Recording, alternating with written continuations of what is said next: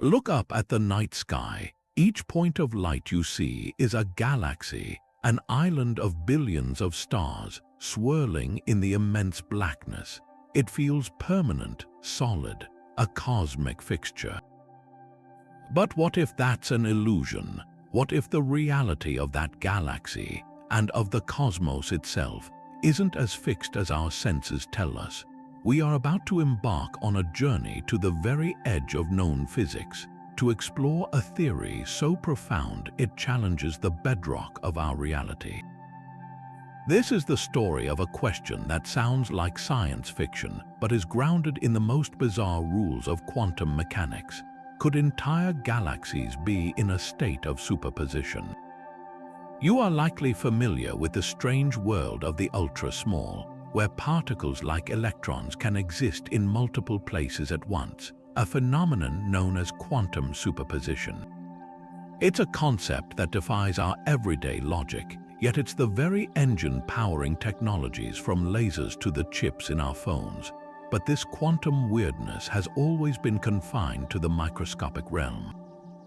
The universe we see, the planets, the stars, the galaxies, all seem to obey the classical, predictable laws of Isaac Newton. They are either here or there, not both. But what if that boundary is artificial?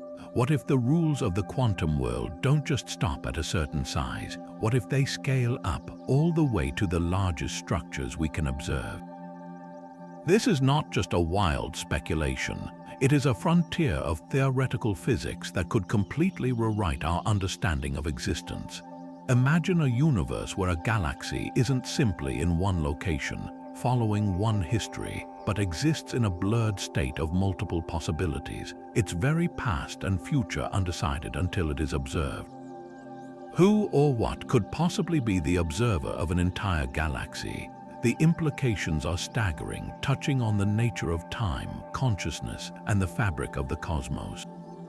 So, let's leave our classical intuition behind and venture into this mind-bending possibility, exploring how the universe at its grandest scale might be playing by the same mysterious rules as the universe at its smallest.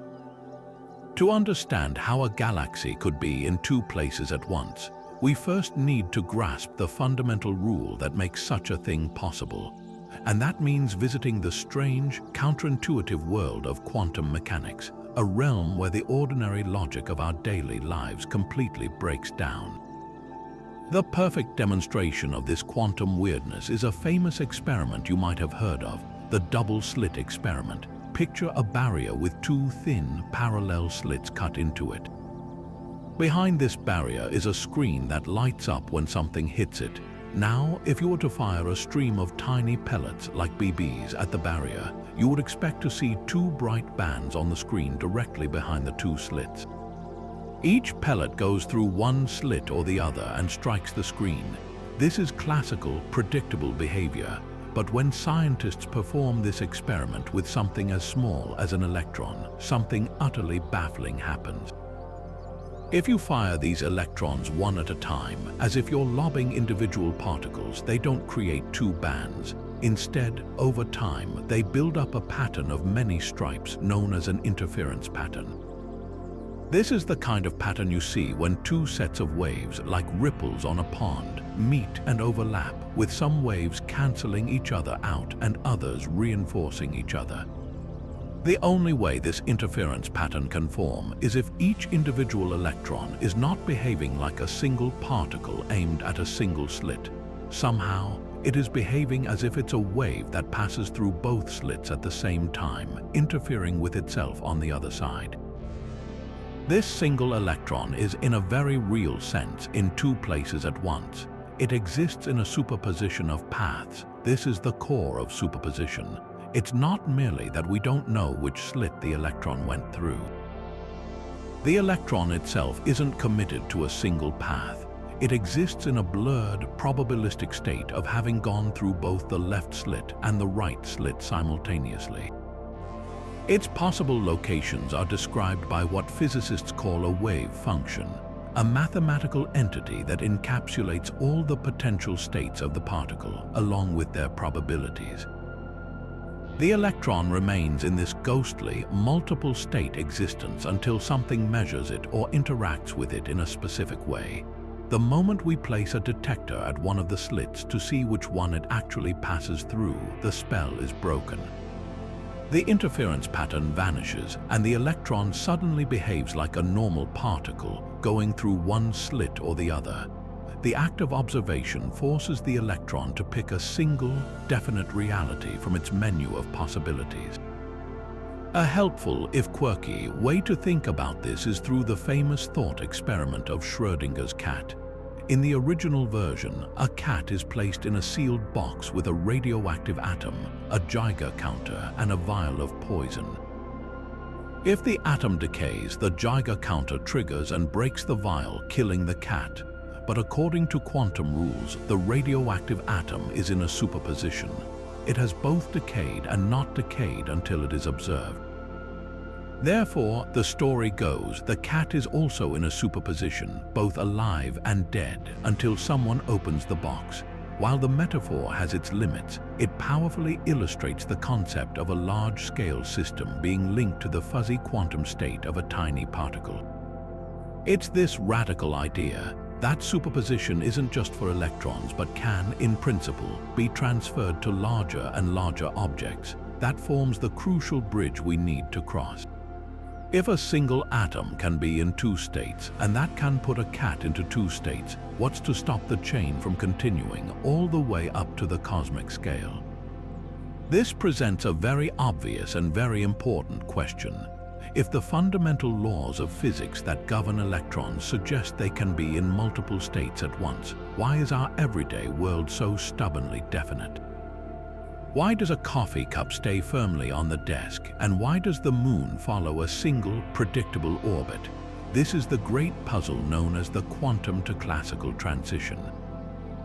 For decades, the prevailing explanation was the Copenhagen interpretation, which essentially said that the very act of observation by a conscious being causes the wave function to collapse, forcing a single reality to emerge. But this idea raises its own difficult questions. Who or what qualifies as an observer? Does a cat, a bacterium, a robot? This line of thinking can quickly lead to philosophical tangles about the nature of consciousness itself. A more modern and widely accepted explanation avoids this conundrum entirely. It's a process called decoherence. Think of it not as a mysterious collapse, but as a kind of quantum leakage. Imagine our single electron poised in its delicate superposition, ready to travel through both slits. This fragile state can only be maintained if the electron is perfectly isolated from the rest of the universe. But in reality, that's nearly impossible. The electron is constantly buffeted by its environment. It's hit by stray photons of light. It interacts with air molecules. It feels the faint tug of gravitational fields.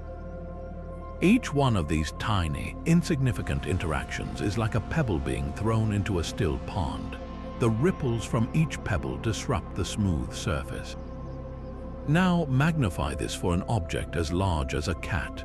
A cat is made of trillions upon trillions of atoms, all constantly jostling, exchanging heat, and interacting with the air and light in the room.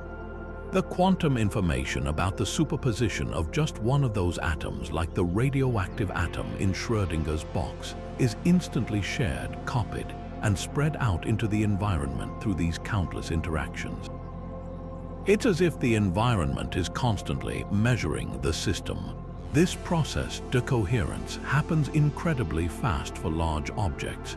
The delicate quantum waves that represent different possibilities can no longer stay in sync and interfere with each other. They effectively cancel each other out, leaving behind what looks like a single classical outcome. The fuzzy quantum probabilities resolve into the sharp certainty we experience.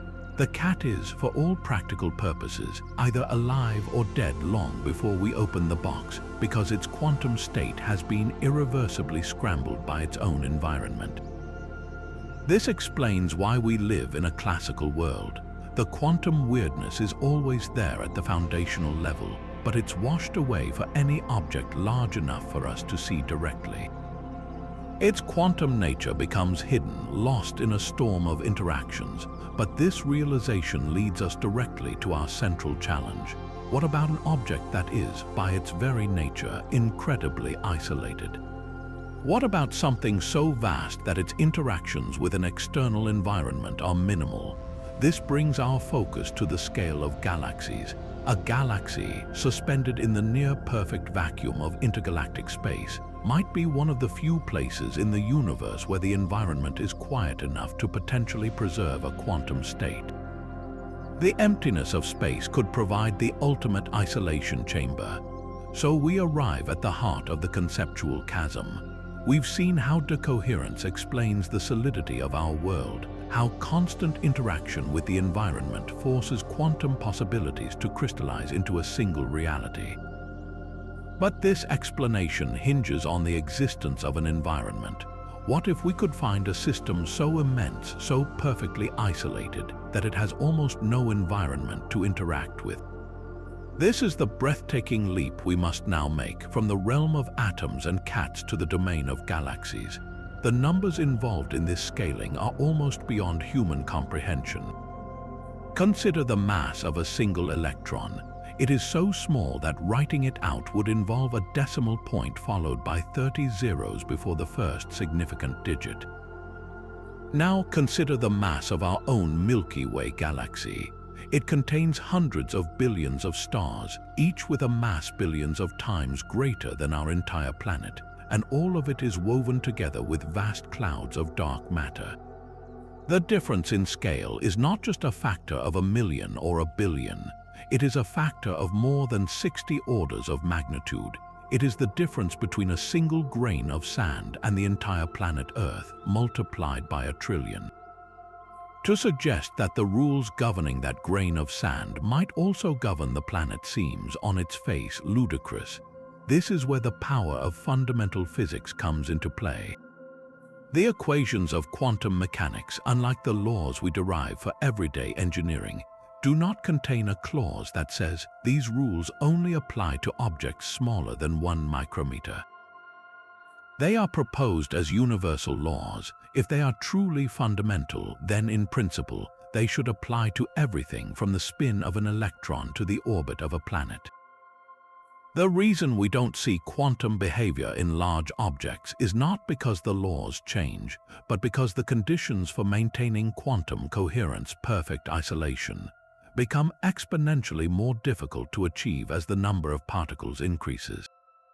A galaxy, however, exists in an environment unlike any we can create on Earth. The space between galaxies is a vacuum far more perfect than anything in our laboratories. The density of matter is so low that a single atom might travel for millions of years without bumping into another. This profound isolation is the key that might unlock quantum behavior on a cosmic scale. Theoretical physicists have begun to build frameworks to explore this possibility. One approach involves semi-classical gravity, where a classical gravitational field, like the one described by Einstein's general relativity, is generated by a quantum mechanical source. In this view, the matter that makes up a galaxy could be in a superposition of different configurations, and this would generate a superposition of gravitational fields. It's a strange idea. The fabric of spacetime itself would be in multiple states, bending and warping in different ways corresponding to the different possible locations of the galaxy's mass. Other interpretations of quantum mechanics, like the many worlds interpretation, take this even further. They suggest that the superposition never truly collapses. Instead, the universe continually branches, with each possible outcome realized in its own separate world. In this framework, a galaxy in superposition wouldn't be a single blurred object. It would be a point where the cosmic timeline splits, with one branch containing the galaxy in one location and another branch containing it in another. The central driving question is this: does quantum theory have a size limit? If our most accurate description of reality has no such built-in limit, then we are forced to take the idea of cosmic scale superposition seriously. This isn't just about adding a bizarre footnote to cosmology. It forces a radical rethinking of what we mean by the universe itself. Our standard model of cosmology assumes that the universe has a single, definite history, evolving from the Big Bang to the present in a specific way. But if galaxies can be in superpositions, then the universe as a whole might not have a single history. Instead, it would possess a wave function encompassing a vast tree of possible histories, all coexisting in a quantum blend. We are no longer just observers of the cosmos. Our act of observation, the light from distant galaxies reaching our telescopes, might be the very process that selects one cosmic history from a near-infinite menu of possibilities. This brings us to a profound and deeply unsettling question. If a galaxy's reality remains in a fuzzy superposition until it is observed, who exactly is doing the observing? On Earth, we take for granted that we are the observers. A scientist in a lab measures an electron, and its wave function collapses. But this perspective creates an impossible paradox when we scale up to the cosmos itself. A fundamental assumption of quantum theory is that there is a clear distinction between the system being observed and an external observer. But for the universe as a whole, there is no outside. There is no laboratory balcony from which a cosmic scientist can peer in. The observer, the measuring device, and the entire experimental setup are all contained within the system. So, how can the universe ever achieve a definite state? This is the monumental problem of the observer in cosmology, and it challenges the very foundations of how we define reality. One way to sidestep this paradox is to radically redefine what we mean by an observer. Perhaps it doesn't require a conscious mind at all. The Copenhagen interpretation, with its emphasis on conscious observation, has always been philosophically troublesome. A more practical and widely accepted view is that a measurement occurs through a process called quantum decoherence, which we discussed earlier. In this framework, an observation is simply any irreversible interaction that entangles a quantum system with its environment. When a photon from a distant galaxy strikes the mirror of the Hubble Space Telescope, that interaction is a measurement. The information about the galaxy's position is transferred into the states of the atoms in the telescope, which then interact with the electronics, which then interact with the hard drive storing the data. This chain of events creates a permanent record. The superposition isn't collapsed by a human mind perceiving the image on a screen. It was collapsed the moment the photon interacted with the first piece of matter in the measuring apparatus. The human observer simply reads the result of a process that was already complete. This shifts the role from a conscious being to any physical system that can record information. But this leads to an even more fascinating possibility. If observation is just about irreversible interactions that create records, then the universe is full of observers that are not human or even alive. Consider a simple example: a cosmic ray, a high-energy particle from a distant supernova traveling through space. It has a certain quantum uncertainty in its path. But when that cosmic ray strikes a particle of dust in a nebula, leaving a microscopic trail of ionization, a measurement has occurred. The dust grain now holds a record of the cosmic ray's path. The universe, through its own internal interactions, is constantly measuring itself.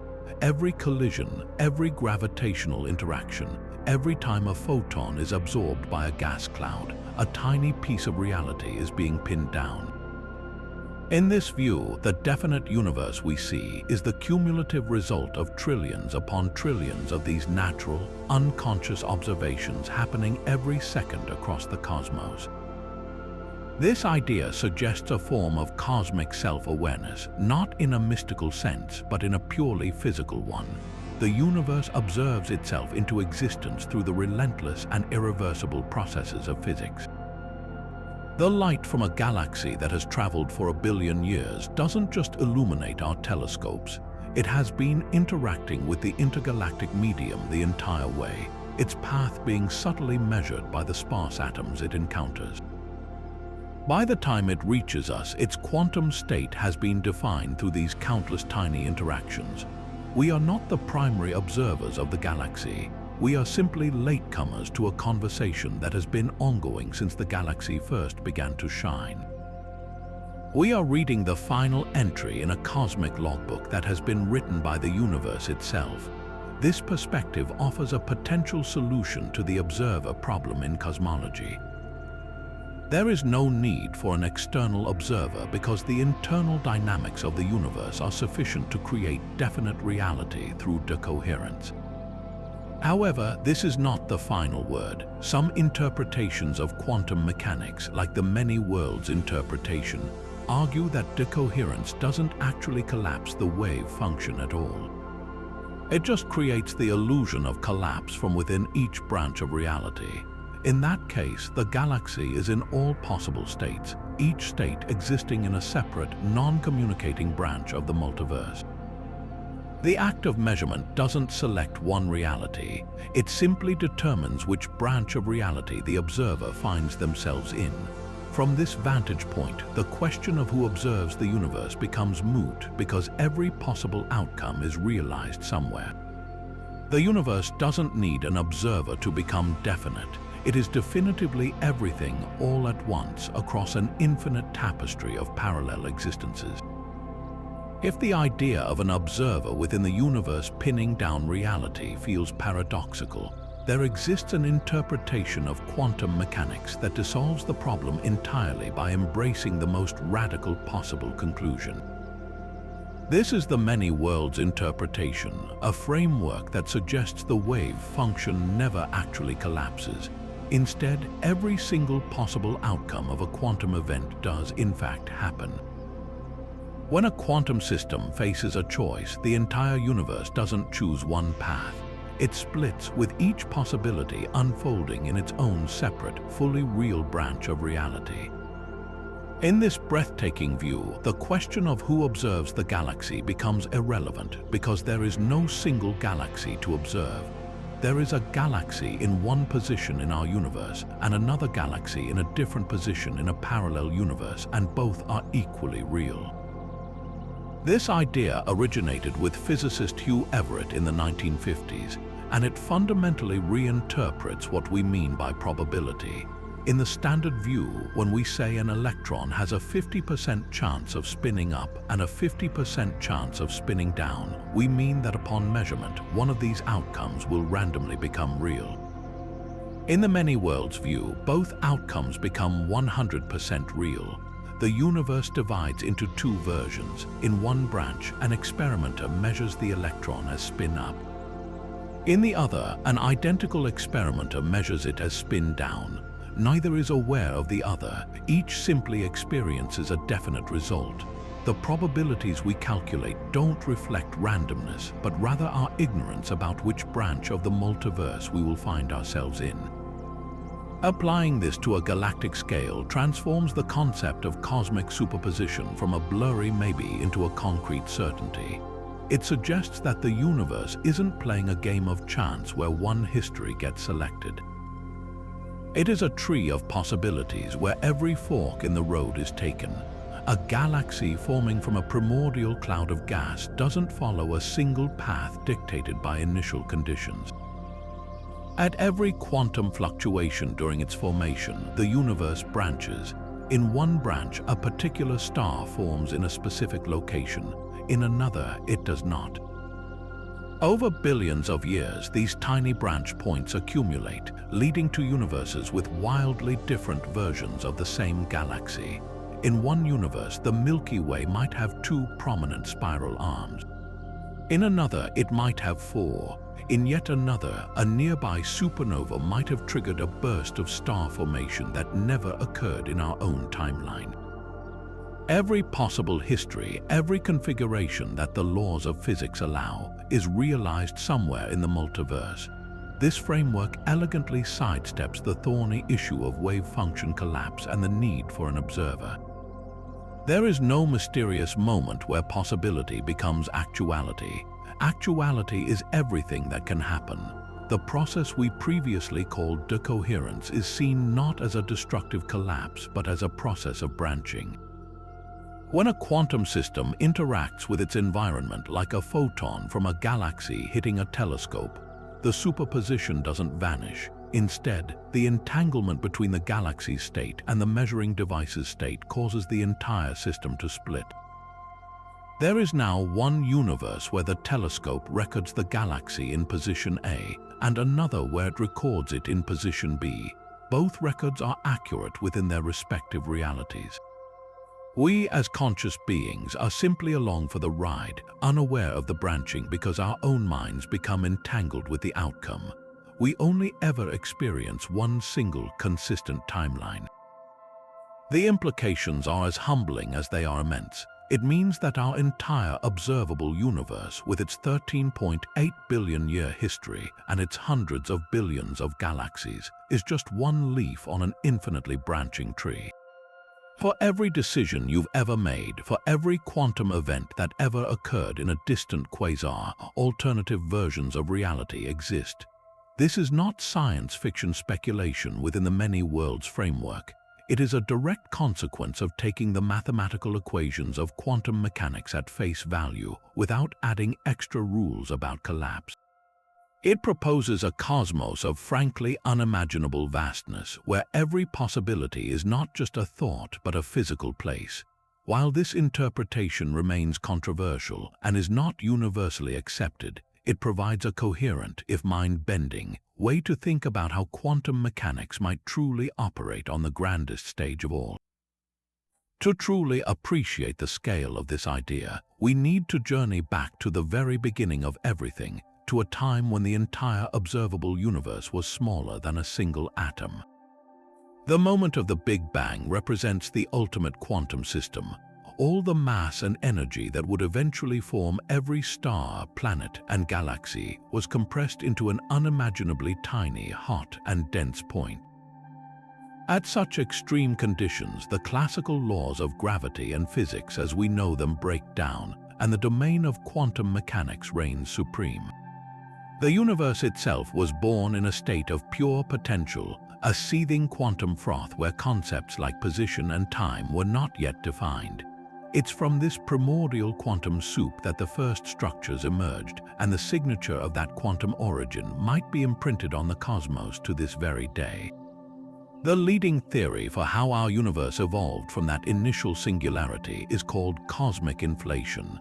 This theory proposes that a fraction of a second after the beginning, the universe underwent a period of exponentially rapid expansion, stretching from subatomic size to something much larger in an infinitesimally small window of time. This inflation solved several major puzzles in cosmology, but it also provides a crucial mechanism for amplifying quantum effects to a cosmic scale. During inflation, the fabric of spacetime itself was subject to wild quantum fluctuations. Empty space, according to quantum theory, is never truly empty. It's a bubbling sea of virtual particles constantly popping in and out of existence.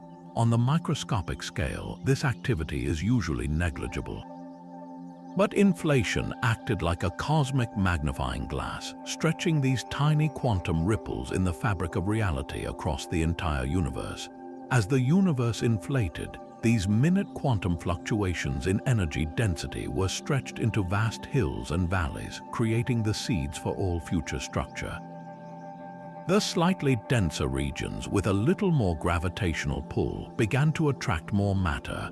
Over billions of years, these overdense spots grew through gravity, collapsing into the first stars, then galaxies, and eventually the immense galactic clusters we see today. The incredible pattern of the cosmic web, with its filaments and voids, is a direct descendant of those initial quantum tremors.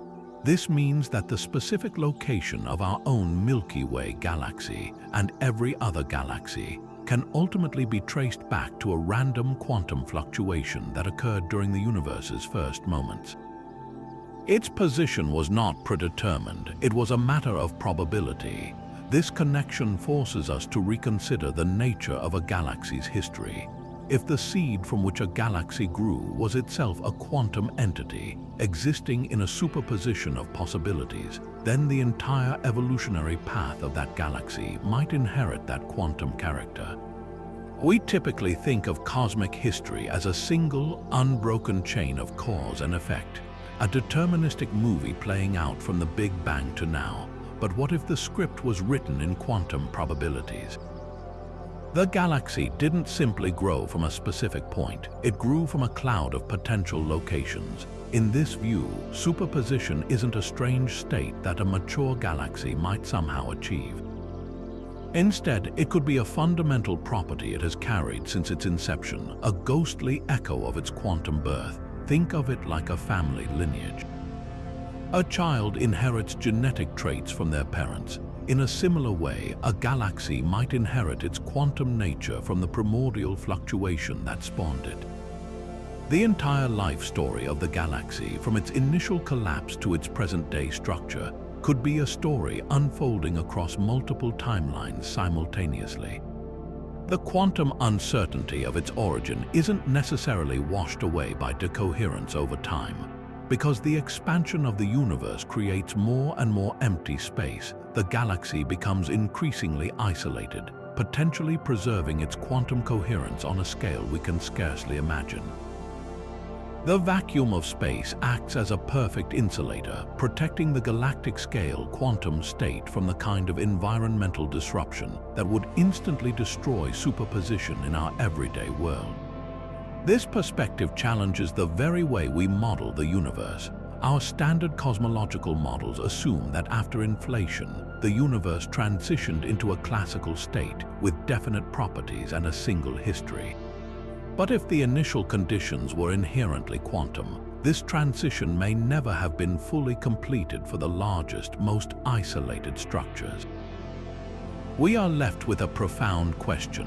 Does the universe have one history, or is it a weighted sum of all possible histories, with our observations merely revealing the branch we happen to be on? The light reaching our telescopes from a distant galaxy might not be showing us a single, fixed object, but rather one possible manifestation of an object whose full reality is spread across a spectrum of possibilities. By looking into the deep past, we are not just observing history. We may be participating in the final step of a quantum measurement that began nearly 14 billion years ago. But if we cannot directly see this cosmic superposition, how could we ever hope to confirm its existence? The answer lies not in a single, dramatic photograph, but in the subtle statistical fingerprints it might leave across the cosmos. Scientists are actively searching for these signatures, and they point to two primary areas of investigation. The first involves the large-scale structure of the universe itself. We've mapped the distribution of galaxies, revealing a vast cosmic web of filaments and voids. This pattern originated from those quantum fluctuations during inflation. If those initial seeds were truly quantum in nature, existing in superpositions, it might have left a specific kind of imprint on this web. The distribution of galaxies might not be completely random in a way that classical physics predicts. There could be subtle correlations or statistical anomalies, a certain smoothing out of probabilities, or a specific pattern in how galaxies cluster that can only be explained if their origins were fundamentally quantum. It would be like finding a unique signature woven into the fabric of the universe, a signature that says, "I began as a possibility." The second, and perhaps most promising, place to look is the cosmic microwave background radiation. This is the afterglow of the Big Bang, a faint microwave light that fills all of space. It is a snapshot of the universe when it was just 380,000 years old. The tiny variations in temperature across this background are the blueprints for all future structure. If the universe was in a quantum state during inflation, the process of transitioning to a more classical state might have left a specific signature in the polarization of this light. Certain patterns in the polarization, which are incredibly difficult to detect, could be the smoking gun. experiments using incredibly sensitive telescopes are scanning the cosmic microwave background for these very signals. Finding them would be like discovering that the very first photograph of the universe was developed using quantum rules, with faint ghost images of other possibilities just barely visible in the background. This quest is a testament to how science tackles the most profound questions. We may not be able to see a superposed galaxy with our eyes, but we can build instruments that extend our perception into the realm of probability and statistics. The evidence we seek is not a single, glaring anomaly, but a consistent, subtle pattern that whispers the truth about our quantum origins. It requires patience, precision, and a willingness to accept that the deepest secrets of the cosmos are often hidden in plain sight, encoded in the light that has traveled for billions of years to reach us. This brings us to a critical and practical hurdle in our cosmic thought experiment. The tantalizing possibility of a galaxy in superposition hinges entirely on one fragile condition: near-perfect isolation. We've established that decoherence, the process that forces quantum systems to behave classically, is driven by interactions with the environment. A single electron can maintain its blurry state of possibilities only if it's shielded from the rest of the world. So, for an entire galaxy to do the same, it would need to be the most isolated object imaginable, a true closed system, untouched by external forces. But is such a thing even possible in our interconnected universe? The answer forces us to scrutinize the cosmic environment with fresh eyes. On the surface, intergalactic space seems like the ultimate isolation chamber. The vacuum between galaxies is so profound that it makes the best vacuums we can create in laboratories seem crowded by comparison. The average density of matter out there is about 1 atom per cubic meter. To grasp that level of emptiness, picture a volume of space the size of a typical bedroom. In the deepest voids between galactic clusters, you might find just a single, lone atom drifting in that entire room. Over millions of years, a galaxy moving through this desert would encounter very few material particles. From this perspective, the isolation seems almost absolute, providing the perfect conditions for a delicate quantum state to be preserved against disruptive collisions. But matter is only one part of the story. A galaxy is not simply floating in an empty, silent void.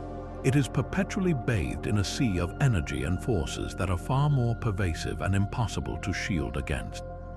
The most ubiquitous of these is the cosmic microwave background radiation, the remnant heat from the Big Bang. This is not a faint signal. It's a bath of microwave photons that fills every cubic centimeter of the universe with a temperature of about 2.7 degrees above absolute zero. Every square centimeter of the galaxy, from the outermost star to the deepest interstellar cloud, is being struck by billions of these photons every second. Each impact, however gentle, is a potential measurement. Each photon that scatters off a hydrogen atom or an electron within the galaxy carries away a tiny bit of information about that particle's position or momentum. This constant, low-level bombardment represents a continuous and irreversible exchange with the environment. It's a symphony of tiny observations happening all the time across the entire galactic volume. Then there is the invisible scaffolding of the cosmos, dark matter. We believe that every galaxy is embedded within a vast, diffuse halo of this mysterious substance.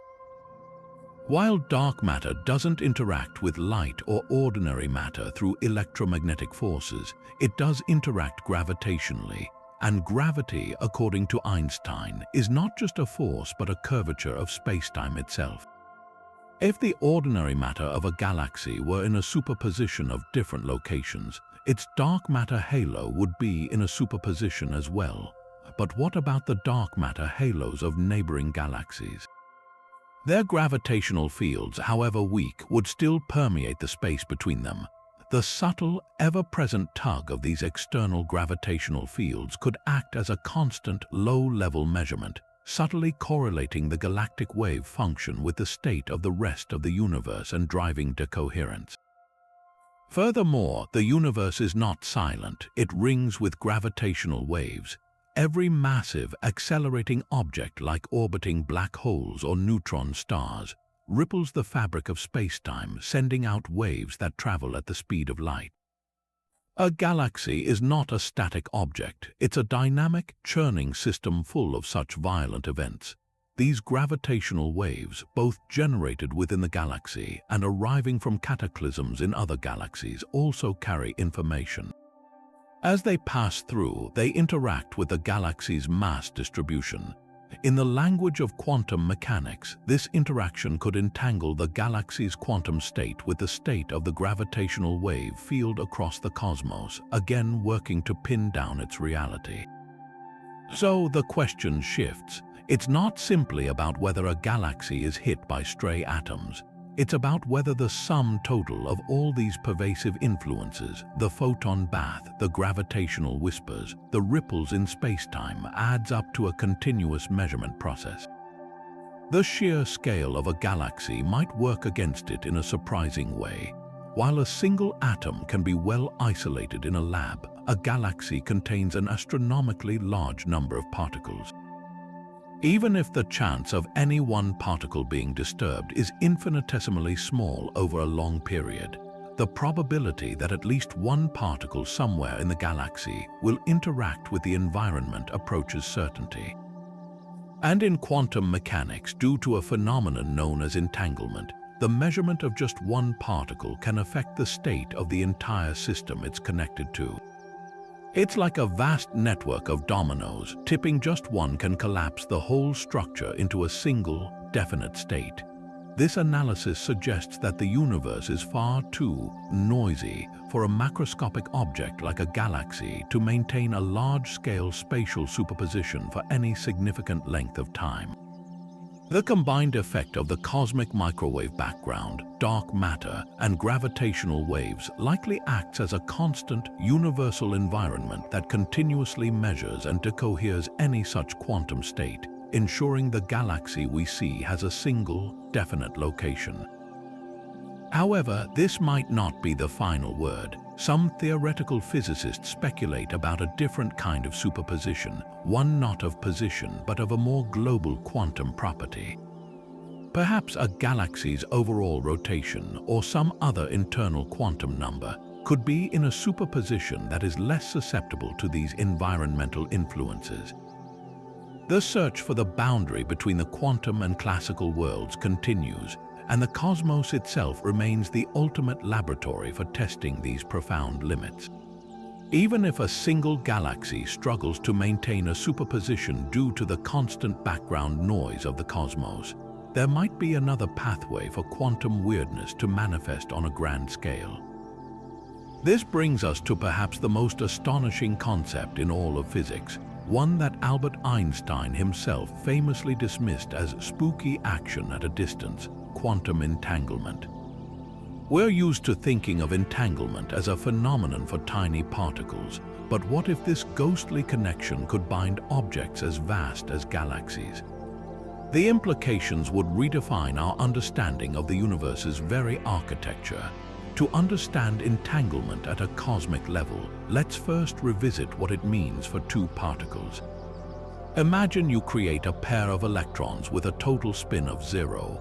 Quantum mechanics tells us that until you measure them, each electron's individual spin is indefinite. It's in a superposition of spinning up and spinning down. But here's the spooky part: the two particles are entangled, meaning their fates are linked. If you measure one electron and find it spinning up, you instantly know with 100% certainty that its partner, no matter how far away it has traveled, is spinning down. This connection is instantaneous, seemingly faster than light. It's as if the two particles are not separate entities but parts of a single, unified quantum system. This non-locality deeply troubled Einstein because it appeared to violate the principle that nothing can travel faster than light. But countless experiments have confirmed that entanglement is a fundamental feature of our reality. Now let's scale this up. If two electrons can be entangled, what about two atoms? Scientists have already achieved this in laboratories. What about two molecules? That has been done too. The question then becomes, is there a theoretical upper limit to the mass or complexity of an object that can be entangled? The mathematics of quantum mechanics doesn't provide one. This leads to a staggering possibility. If the conditions are right, entire macroscopic systems could become entangled. Picture two stars forming from the same primordial gas cloud. During their violent birth, their particles could become intricately linked through countless quantum interactions. In principle, these two stars could grow into a binary system that is itself a single, massive, entangled entity. Their properties, their spins, their energy states, could be forever correlated across the light years that separate them. This idea pushes us to the absolute frontier of theoretical physics, where gravity and quantum mechanics have their most dramatic potential meeting point. For decades, these two pillars of physics have been notoriously difficult to reconcile. But a fascinating proposal has emerged. What if gravity itself is not a fundamental force, but rather a consequence of something deeper? What if gravity is an emergent phenomenon that arises from quantum entanglement? This is not a fringe idea, it's being explored by leading physicists. The concept suggests that the spatial fabric of the universe, the very connectivity that allows one object to feel the gravitational pull of another, is woven from a vast cosmic web of entanglement. When two particles become entangled, a tiny thread of space-time connection is spun between them. On a cosmic scale, the sum total of all these countless entangled threads could create the smooth, continuous fabric of gravity described by Einstein's general relativity. Think of the universe as an unimaginably complex network. Each node in this network, a particle, an atom, a star, is connected to others through entanglement. The strength of the gravitational force we experience could be a direct measure of the density and complexity of these entangled links. This perspective turns our traditional view on its head. We normally think that two galaxies are far apart in space, and therefore their gravitational attraction is weak. But in an entanglement-based view of gravity, their weak gravitational pull is a symptom of the fact that they share very few direct entangled connections. Their quantum states are almost entirely independent. Conversely, the strong gravity within a galaxy indicates a dense, intensely entangled network of particles and stars all acting as one coordinated system. If this is true, then the large-scale structure of the universe takes on a new meaning. The cosmic web of galaxies with its filaments and clusters might not just be a pattern drawn by gravity. It might be a visible map of the universe's underlying entanglement architecture. Galaxies that are close together in a cluster could be highly entangled with each other, their quantum states inextricably linked.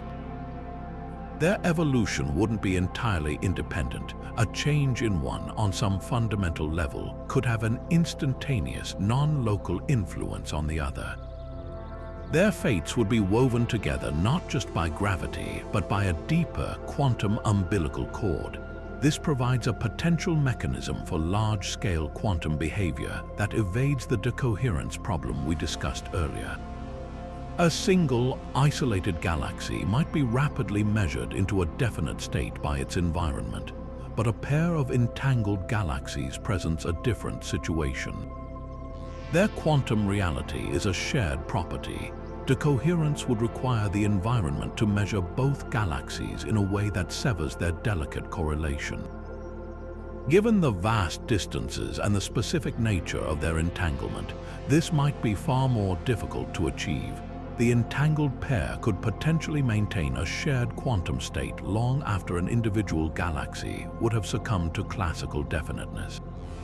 In this scenario, the fundamental unit of quantum cosmology might not be the solitary galaxy, but the entangled galactic pair or cluster. We are venturing into territory where our current physics is stretched to its limits, where the line between established science and profound speculation becomes beautifully blurred.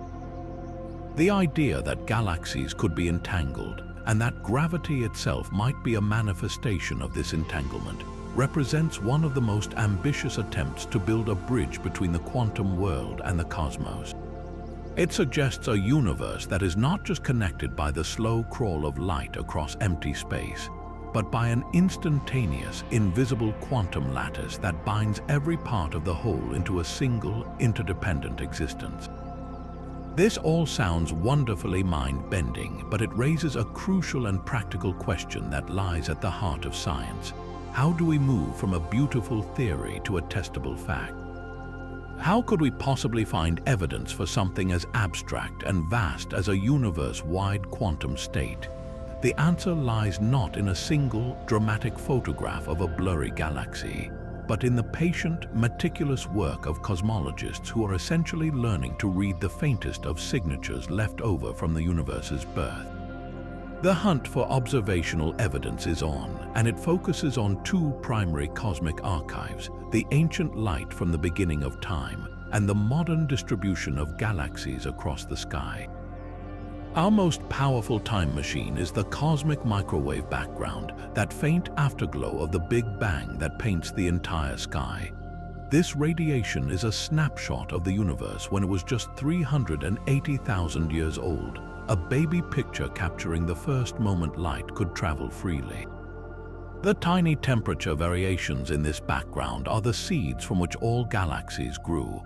If the infant universe was indeed in a quantum state, with superpositions and entanglement playing a role during inflation, then the process of transitioning to the classical universe we see in that snapshot should have left specific, subtle imprints. Scientists are searching for particular patterns in the polarization of this light. Think of polarization as the direction in which light waves wiggle. Certain swirl-like patterns, known as B-mode polarization, could be a direct signature of primordial gravitational waves, ripples in space-time generated by the violent quantum fluctuations of the inflation era. Detecting a specific type of these waves would be like finding the fossilized vibration of space-time itself when it was still a quantum entity. Furthermore, researchers look for anomalies called non-Gaussianities. The temperature variations in the CMB are mostly random in a very specific Gaussian way, which is what you'd expect from simple quantum fluctuations.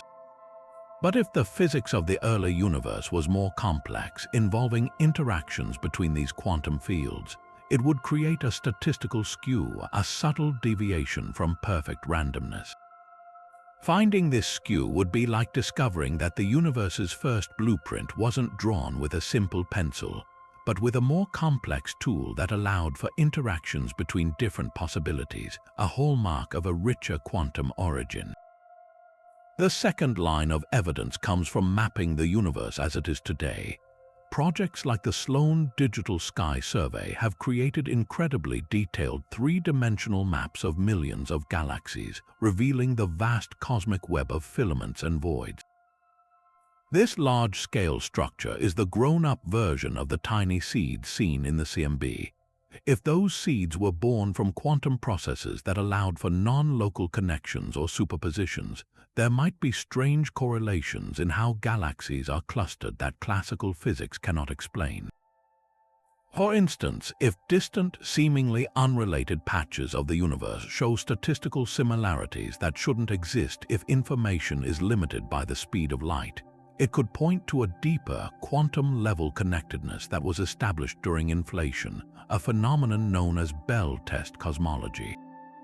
The idea is to look at the distribution of galaxies as if it were the outcome of a cosmic-scale quantum experiment.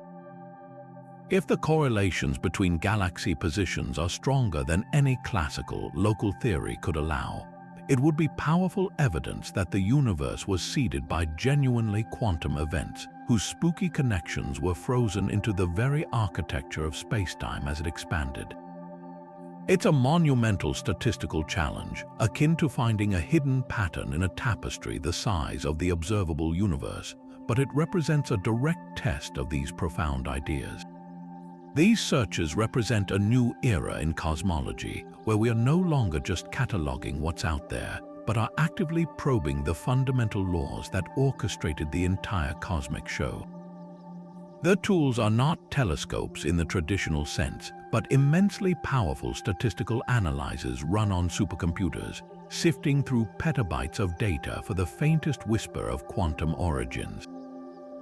The quest is incredibly difficult because the signals we are looking for are minuscule, buried under foreground noise and competing astrophysical effects.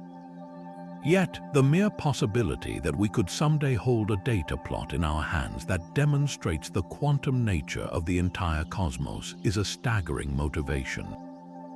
It transforms the question from a philosophical speculation into an empirical one, driving technology and theory forward in a beautiful symbiotic dance. We are not just passive observers of the universe, we have become active investigators of its most fundamental nature, learning to decode a story written in the language of quantum probability across billions of light years. But the implications of a quantum universe extend far beyond rewriting our textbooks. They could one day pave the way for technologies that seem like pure magic today. If we ever unlock the principles governing superposition and entanglement on a galactic scale, we wouldn't just be passive observers of the cosmos, we might become active participants in its quantum fabric. The most immediate application could revolutionize our exploration of the universe. Imagine a quantum gravitational sensor, a device so sensitive it could detect the faintest ripples in space-time caused by a supernova in a distant galaxy, or map the dark matter halo of a neighboring galaxy not by the light it emits, but by the subtle way it warps the quantum vacuum around it. These sensors would act like a new sense organ for humanity, allowing us to feel the gravitational landscape of the universe with a precision that makes our current telescopes seem blind. We could peer into the hearts of black holes or witness the first moments after the Big Bang by reading the quantum imprints they left on the fabric of reality. This knowledge might also open the door to a form of communication that transcends the limits of light speed. We are bound by Einstein's cosmic speed limit. No information can travel faster than light. But quantum entanglement demonstrates a bizarre form of instantaneous connection. While we can't use entangled particles to send a message in the traditional sense, the outcome of a measurement is always random. Understanding how entanglement works on a cosmic scale could lead to profoundly new physics. Perhaps there is a way to engineer quantum systems across vast distances, creating a network where the state of one part is instantly correlated with another. This wouldn't be like a radio signal carrying words. It might be more like having two quantum clocks that always remain synchronized, no matter how far apart they are separated, enabling a fundamental kind of coordination across interstellar space. For a future civilization spanning multiple star systems, such a quantum link could be the backbone of their society, allowing for a unified existence despite being separated by light years. The most speculative and truly breathtaking possibility lies in the realm of computation. Here on Earth, we are in the early stages of building quantum computers that leverage superposition to perform calculations millions of times faster than classical computers for specific problems. Now extrapolate that concept to a cosmic scale. What if the universe itself is the ultimate quantum computer? Its history, with every quantum choice branching into new possibilities, could be seen as a computation of unimaginable complexity. If we could learn to program this cosmic computer to influence the quantum gravitational field on a large scale, we might be able to perform calculations that are utterly impossible with any technology we can conceive of today. This wouldn't involve building a machine with gears and wires, but rather learning to subtly guide the evolution of space-time, perhaps to stabilize wormholes for travel or to engineer the vacuum of space itself. While this remains firmly in the realm of speculative physics, it underscores a profound point. Understanding the quantum nature of reality isn't just an academic exercise. It is the first step toward a future where our species might graduate from being inhabitants of the universe to becoming shapers of its very structure. wielding a technology that blends gravity and quantum mechanics into a single cosmic-scale tool. These possibilities force us to confront a seismic shift not just in our scientific models, but in the very bedrock of our worldview. The most immediate casualty of cosmic superposition would be the comforting idea of a single, objective cosmic history. For centuries, since the dawn of modern science, we have operated under the assumption that the universe has one past, one timeline that unfolded in a specific, deterministic way from the Big Bang to the present. We look up at the Andromeda Galaxy, 2.5 million light-years away, and we believe we are looking at a single, definite object with a unique history. But if that galaxy has been in a quantum state, then the history we are seeing is not the only history. It is merely the history that became correlated with our own through the chain of measurements involving light and gravity. There are other timelines, other cosmic stories, where Andromeda followed a different path, where it might have collided with a neighbor earlier, or formed fewer stars, or even now resides in a slightly different location. The universe's biography is not a single, leather-bound volume, but an endless library of draft manuscripts, each containing a variation on the theme of existence. This directly challenges our classical understanding of causality, the simple chain of cause and effect that structures our reality. If an event in the past, like the formation of a galaxy, was not a definite occurrence but a cloud of possibilities, then its effects on the present are also blurred. The light arriving at our telescopes today wasn't necessarily caused by one specific past event, but by a weighted sum of possible past events. Our present moment, then, is not the inevitable consequence of a single linear past. It is more like a tapestry woven from threads of many possible pasts, with our active observation finally selecting which threads become visible. This turns the arrow of time on its head, suggesting that the present plays an active role in defining the past, a concept that philosopher William James called the great blooming, buzzing confusion of reality before it is observed. Where does this leave the age-old philosophical debate between idealism and materialism? Materialism, the view that physical matter is the fundamental substance of reality, finds itself on shaky ground if the definite state of that matter is dependent on observation. If a galaxy requires an observer to become real, then consciousness is no longer a passive byproduct of physics, but an active participant in shaping it. This resonates strongly with philosophical idealism, which posits that reality is fundamentally mental or spiritual. The universe begins to look less like a giant clockwork mechanism and more like a great thought, with galaxies as ideas whose full existence is only realized when they are perceived. However, this is not a return to a simplistic, human-centered idealism. The observer in this cosmic context is not necessarily a human mind. It could be any physical system that records information from a dust grain to a telescope. This leads to a kind of participatory universe, as physicist John Wheeler suggested, where we are not just spectators but actors in a cosmic drama of Genesis, helping to bring reality into being simply by looking at it. This perspective also casts a strange new light on the concept of free will. In a strictly deterministic classical universe, free will is often seen as an illusion. Every decision we make is the inevitable result of prior physical causes stretching back to the Big Bang. But a quantum universe, especially one interpreted through the lens of many worlds, offers a different picture. Every choice we face represents a genuine branch point. When you decide to drink coffee or tea, the universe splits. In one branch, a version of you enjoys coffee. In another, a version of you sips tea. Your sense of making a choice is real because you are experiencing one branch of a real bifurcation.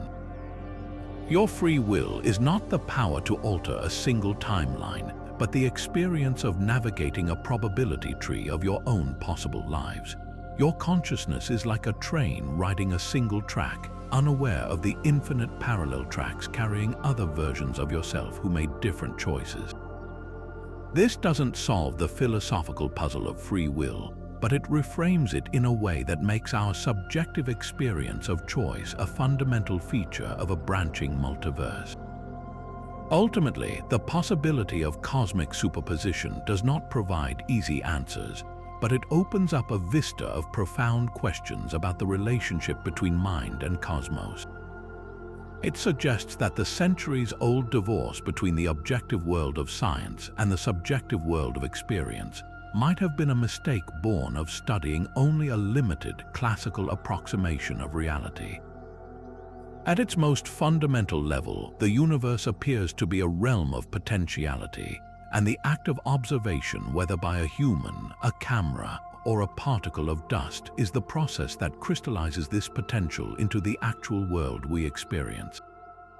This places consciousness, or at least information-gathering processes, back at the heart of the cosmic puzzle. We are not tiny, insignificant beings in a vast, indifferent machine. We are integral components of that universe, our observations serving as the final, crucial step in a chain of events that gives galaxies their shape and history its story. The cosmos may be vaster and stranger than we ever dreamed, but our role within it may be far more central and participatory than classical physics ever allowed us to believe. While the many worlds interpretation provides a compelling and dramatic framework for cosmic superposition, it is important to recognize that it represents just one possible answer to the quantum measurement problem. The landscape of quantum foundations is surprisingly diverse, with several other interpretations offering their own unique, and often less extravagant, ways to understand how quantum weirdness might scale up. Exploring these alternatives not only shows the vibrant, ongoing debate in physics, but also opens up different pathways for how a galaxy could exist in a state of multiple possibilities. One fascinating class of theories is known as objective collapse models. Unlike the many worlds interpretation, where the wave function never collapses, or the standard Copenhagen interpretation, where collapse is triggered by a vague act of observation, objective collapse models propose a concrete physical mechanism. They suggest that the wave function is inherently unstable and will spontaneously collapse on its own when a system reaches a certain size or mass. This is not caused by any observer, but is a fundamental law of nature, much like radioactive decay. The most famous of these is the Garadi-Rimini-Weber, or GRW theory. It introduces a new constant into physics that determines the rate at which spontaneous collapse occurs. For a single electron, the collapse might happen only once every 100 million years, allowing it to easily maintain its superposition.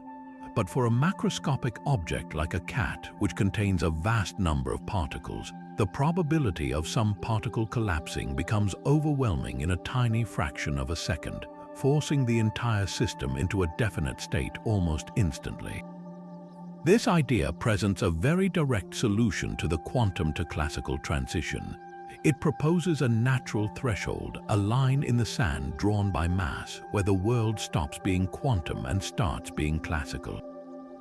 The immediate question for our cosmic inquiry is, where is that line? Could a galaxy, with its immense mass, ever be on the quantum side of it? The parameters in most objective collapse models are tuned to ensure that even a tiny dust grain behaves classically, making a galaxy seem definitively out of the question. However, these models are not yet set in stone. They are active areas of research, and it is conceivable that a modified version, perhaps one that incorporates gravitational effects in a specific way, could push that threshold to a much higher mass. While it remains a long shot, the very existence of such theories shows that physicists are seriously considering the idea that definite reality emerges from a fundamental process, not just from our perception. A radically different perspective comes from the relational interpretation of quantum mechanics, championed by figures like Carlo Rovelli. This view sidesteps the entire issue of wave function collapse by declaring that quantum states are not absolute. There is no single God's eye view of the universe. Instead, a quantum state is only defined relative to another physical system. An electron does not have a definite spin in and of itself. It has a spin state relative to a measuring apparatus. And that apparatus has a state relative to the physicist, and so on. Reality is a vast network of correlations, not a collection of absolute properties. In this framework, asking if a galaxy is really in a superposition is the wrong question. The right question is relative to what? From the perspective of a distant astronomer observing its light, the galaxy might indeed be in a definite state. But relative to another system with which it has not yet interacted, say, a photon that is still traveling towards it from a distant quasar, the galaxy's state might still be indefinite, a cloud of potentiality. This interpretation elegantly dissolves the observer paradox in cosmology. The universe as a whole doesn't need to have a single state because states only exist in the relationships between its constituent parts. A galaxy can be both definite and indefinite at the same time, depending on which other system you ask.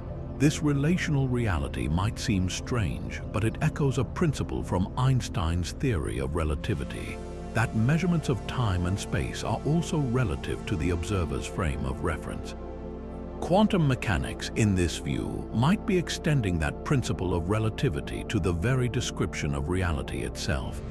Then there is the highly speculative but profoundly intriguing possibility offered by the holographic principle. This idea, emerging from the study of black holes and string theory, suggests that all the information contained within a volume of space can actually be encoded on its boundary, like a three-dimensional image projected from a two-dimensional surface. If our universe is holographic, then the definite classical world we experience in 3 dimensions might be a projection of a more fundamental, two-dimensional reality where the rules are purely quantum and non-local. In such a cosmos, the question of how a galaxy maintains superposition changes completely.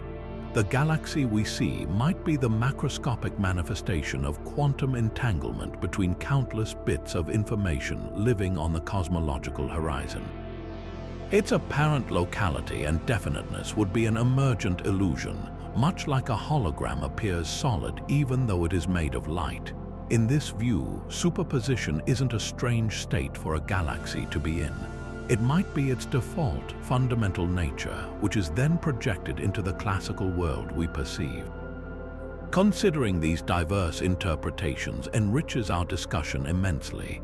It shows that the question of cosmic superposition is not a binary choice between a single, classical universe and an infinite many-worlds multiverse. Instead, it opens a spectrum of possibilities. Perhaps reality collapses spontaneously at a certain scale. Perhaps it is inherently relational with no single true history. Or perhaps the entire classical world is a holographic projection of a deeper quantum code. Each interpretation offers a different narrative for the cosmos, with different implications for the nature of existence, time, and our place within it. This lack of a consensus is not a weakness of physics, but a sign of its vitality, reminding us that we are still grappling with the most profound mysteries of the universe, and the final chapter on quantum reality is far from written. This journey into the quantum nature of galaxies leads us to a crossroads where we can take a speculative but fascinating detour to address one of the greatest unsolved puzzles in all of science, the mystery of dark matter.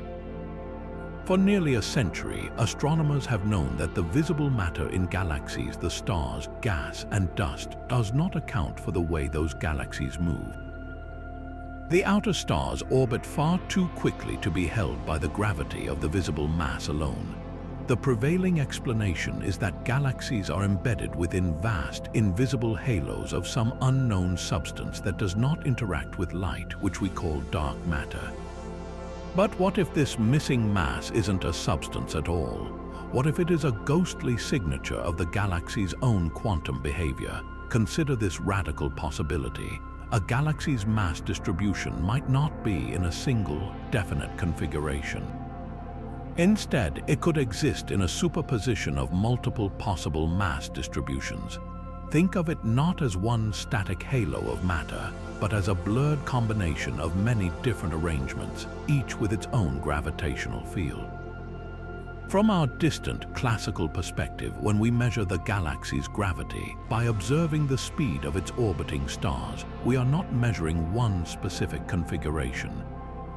We are measuring an average, a kind of gravitational blur across all the possibilities in the superposition.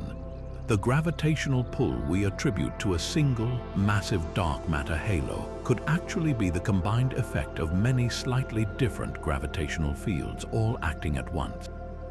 The missing gravity that we've been searching for might not be caused by an invisible particle, but by the galaxy's refusal to commit to a single classical state. This idea connects back to the challenge of quantum gravity. In our current understanding, gravity is described by Einstein's classical theory of general relativity, while the matter that generates gravity is described by quantum mechanics. This is an awkward marriage. A more complete theory of quantum gravity would describe how matter in a superposition generates a gravitational field that is itself in a superposition.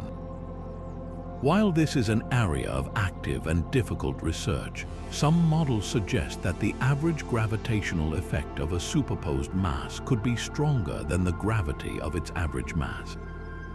In simple terms, a fuzzy quantum galaxy could pull on its stars with more force than a sharp classical galaxy of the same total mass, simply because it is exploring more gravitational possibilities at once.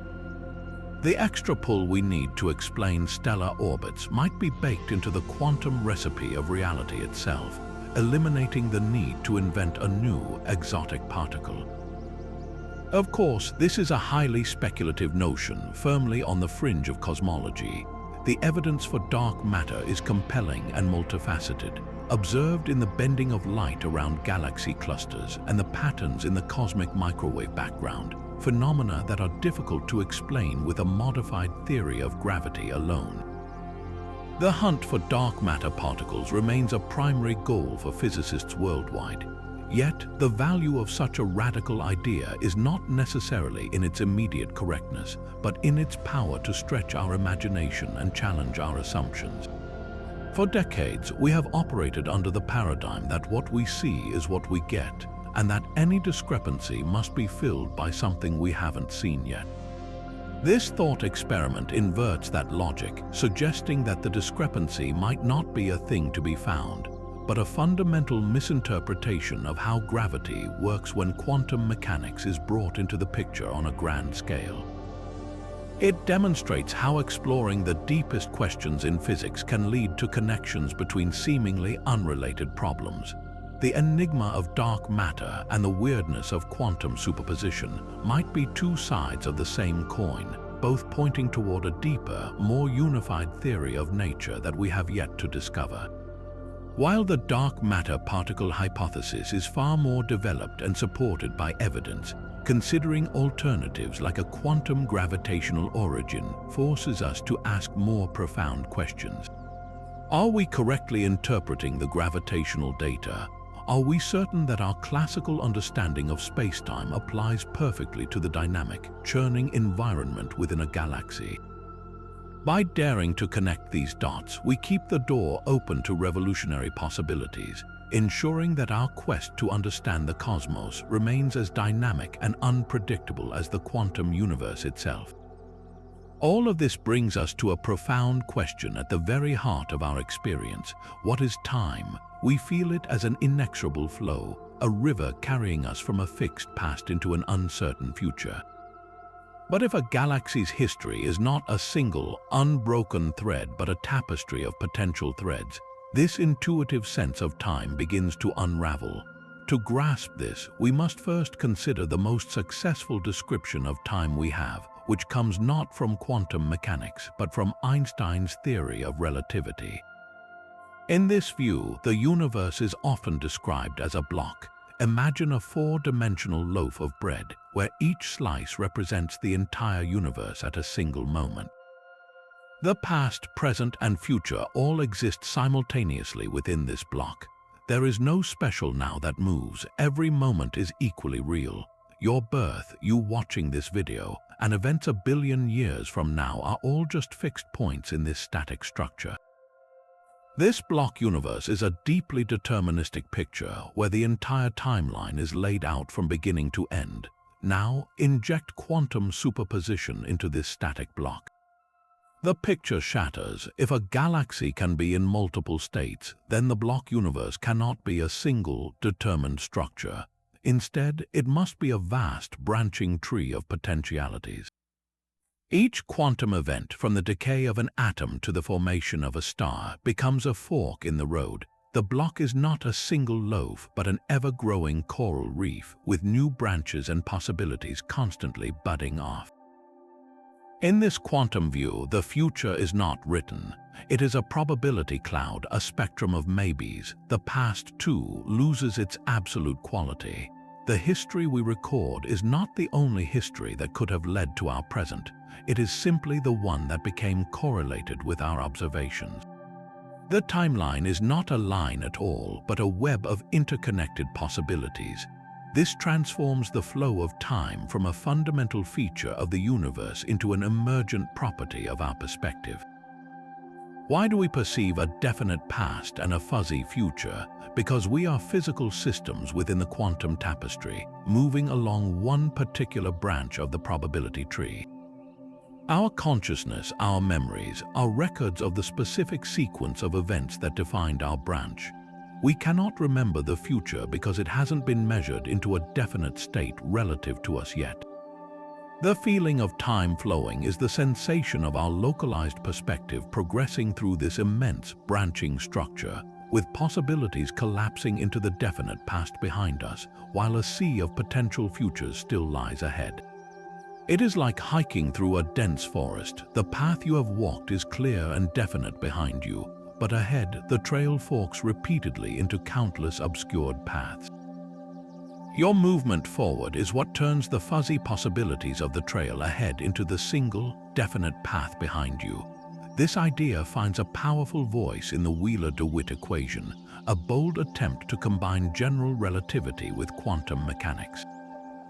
This equation describes the wave function of the entire universe, but it contains a startling feature. There is no time variable. Time simply drops out.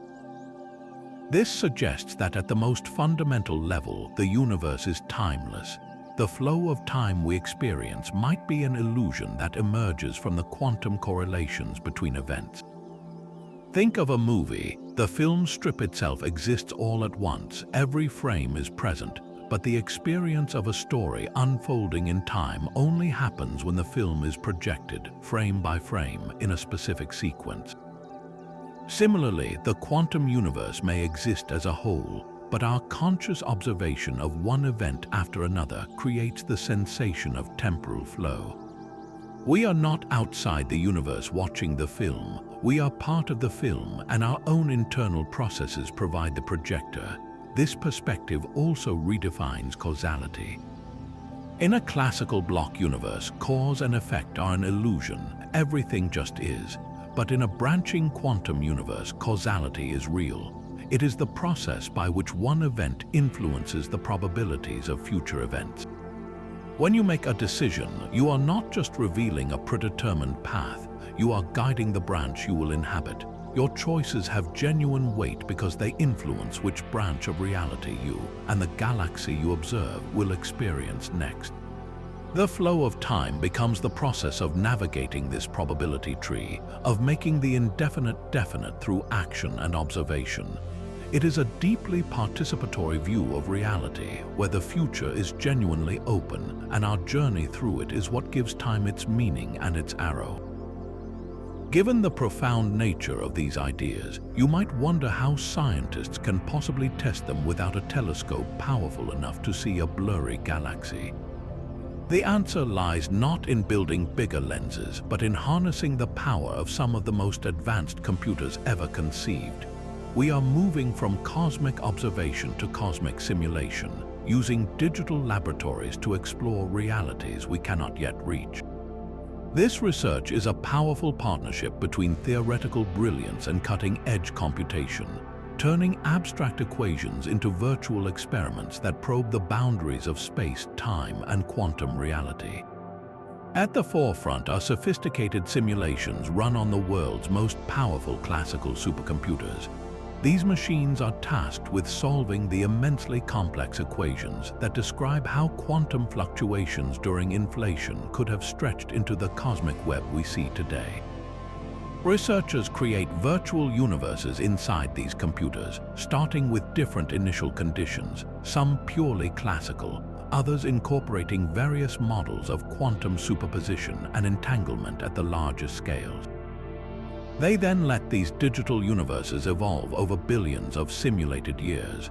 The goal is to see which initial assumptions produce a large-scale structure that most closely matches the actual maps of galaxies from telescopes like Hubble and the James Webb Space Telescope. It's a process of cosmic matchmaking. If a simulation that includes certain types of large-scale quantum behavior produces a more accurate virtual universe, it becomes a compelling clue that our real universe might operate on similar principles.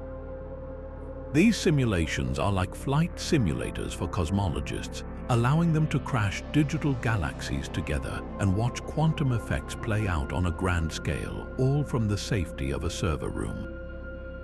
But classical computers, for all their power, face a fundamental limitation when simulating quantum systems, because a quantum object can be in multiple states at once. Representing its behavior requires an exponential amount of classical computing memory. Simulating just a few hundred entangled particles can push a supercomputer to its limits. To truly model the quantum nature of something as vast as a galaxy, we need a new kind of machine, one that itself operates on quantum rules. This is where quantum computers enter the story. Unlike classical bits, which are either 0 or 1, quantum bits or qubits can exist in a superposition of 0 and 1. This intrinsic parallelism allows a quantum computer to explore a vast number of possibilities simultaneously, making it the perfect tool for simulating other quantum systems, from complex molecules to potentially the early universe.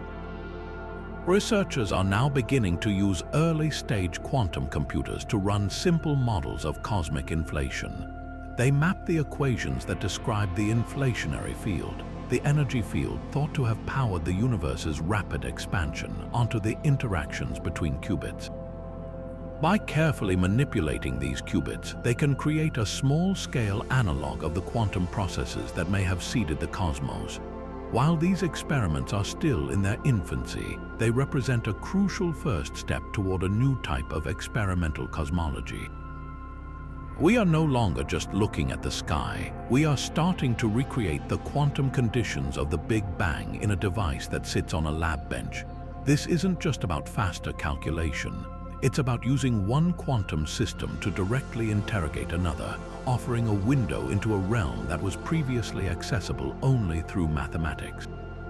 Perhaps the most ingenious approach involves creating physical analogs of cosmic quantum phenomena here on Earth. Since we can't manipulate a galaxy, scientists ask, what other system obeys similar mathematical rules? The answer has been found in unexpected places, like clouds of atoms cooled to temperatures just a fraction of a degree above absolute zero. At these extreme temperatures, atoms lose their individual identities and merge into a single quantum state known as a Bose-Einstein condensate. In this bizarre substance, millions of atoms act as one giant wave, a superfluid where quantum effects become visible to the naked eye. Researchers can use magnetic fields to manipulate these condensates, creating simulations of expanding space-time or modeling how quantum fields behave in the early universe. By studying the formation of structures and defects in these ultra-cold gases, they can test hypotheses about how the large-scale structure of the cosmos might have emerged from quantum seeds. Another promising avenue uses sophisticated optical setups, where lasers and mirrors are arranged to simulate the behavior of a quantum field in a curved spacetime. Photons of light sent through these circuits can be made to behave as if they were being influenced by gravity, allowing scientists to study analog black holes or the creation of particles in an accelerating universe. These tabletop experiments are like miniature, simplified theaters where the play of quantum gravity can be acted out. While they don't recreate the full majesty of a galaxy, they allow for precise control and measurement, providing clean data that can validate or challenge the theoretical models. This hands-on work demonstrates that the quest to understand cosmic superposition is not merely philosophical. It is a rigorous, experimental endeavor that is already yielding fascinating results. By building these bridges between the ultra-small and the ultra-large, we are slowly learning to speak the universe's native language, the language of quantum probability. This journey into the quantum heart of the cosmos inevitably circles back to us. We are not just distant observers charting abstract laws. We are living, breathing participants in this grand narrative. If the galaxy we call home, with its 100 billion stars, is part of a broader tapestry of possibilities, then our own story, our personal histories, our triumphs and failures must also be seen in a new light. The realization that reality might be fundamentally fluid, that the past is not a single, unchangeable monument but a range of potentialities that crystallized with our observation, can trigger a profound existential shift. One reaction might be a kind of cosmic anxiety, a feeling that our lives are unmoored, that our choices are less meaningful if every road not taken is somehow traveled in another branch of reality. It can feel like diminishing our significance, suggesting that the specific sequence of events that led to your existence is just one thread in an infinite tapestry, no more or less valid than any other. But there is another, far more empowering way to view this. Instead of diminishing our story, this perspective can amplify its wonder to an almost unimaginable degree. Consider the chain of events that led to you watching this video. It required the precise formation of our solar system in a quiet spiral arm of the Milky Way, billions of years of evolution on Earth, and a specific, unbroken lineage of ancestors, each one surviving against astronomical odds. In a classical, single history universe, this can be seen as a miraculous, yet incredibly fragile fluke.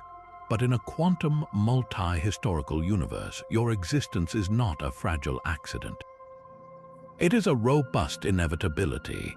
While a version of you might not exist in every branch, the branching structure of reality ensures that the conditions for conscious, questioning life will emerge somewhere within the vast probability tree.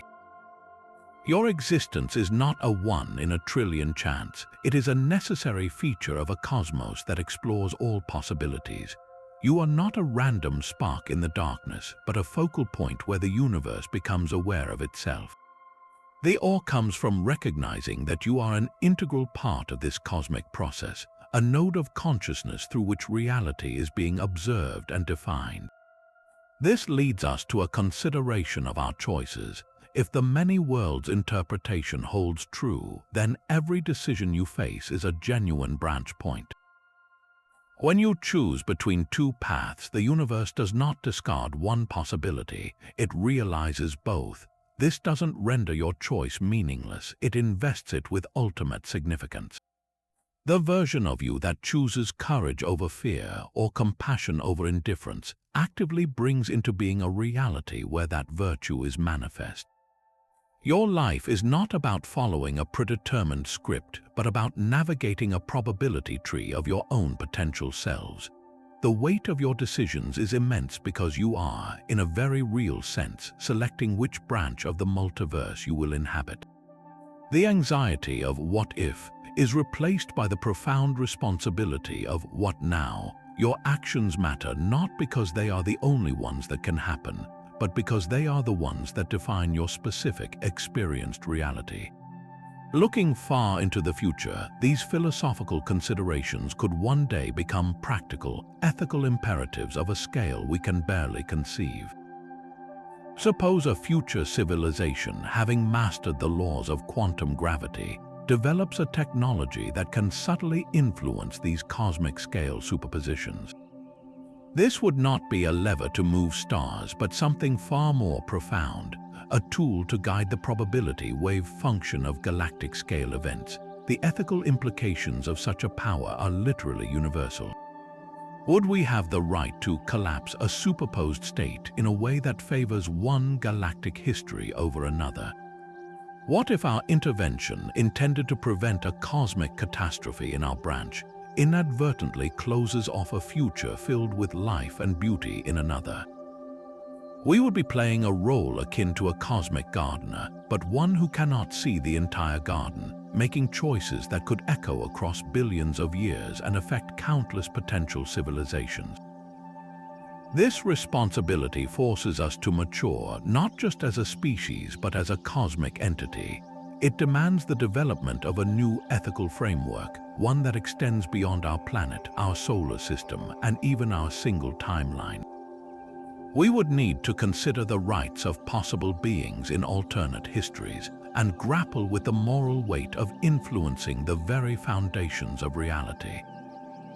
The knowledge that our galaxy's history is not singular is not just a scientific curiosity. It is an invitation to grow into a deeper, more humble, and more awe-filled relationship with the cosmos. It suggests that our ultimate purpose may be to learn to act not just for our own narrow branch of reality, but with a consciousness of the infinite, breathtaking tapestry of existence of which we are a part. All of these mind-bending possibilities place a tremendous responsibility not just on scientists, but on all of us who share these ideas. The journey from a laboratory equation to a viral online concept is fraught with challenges, and how we communicate the nuances of quantum cosmology can mean the difference between inspiring genuine curiosity and creating lasting misconceptions. There's a familiar, almost gravitational pull to present these topics as a form of modern magic. Headlines proclaim that physicists have proven reality isn't real or that the universe is an illusion. While these phrases are certainly attention-grabbing, they often sacrifice accuracy for spectacle, leaving the public with a sense of wonder that is disconnected from the rigorous, painstaking work that underpins it. The true beauty of these concepts isn't that they are magical, but that they emerge from a logical, mathematical framework that is, in principle, testable and refinable. The goal of science communication should not be to mystify, but to demystify it, to translate the arcane language of mathematics into a narrative of discovery that preserves the awe without abandoning intellectual honesty. This is a difficult tightrope to walk. On one hand, we want to capture the imagination and convey the profound strangeness of the quantum world. It is genuinely astonishing to consider that a galaxy might not have a single location until it is measured.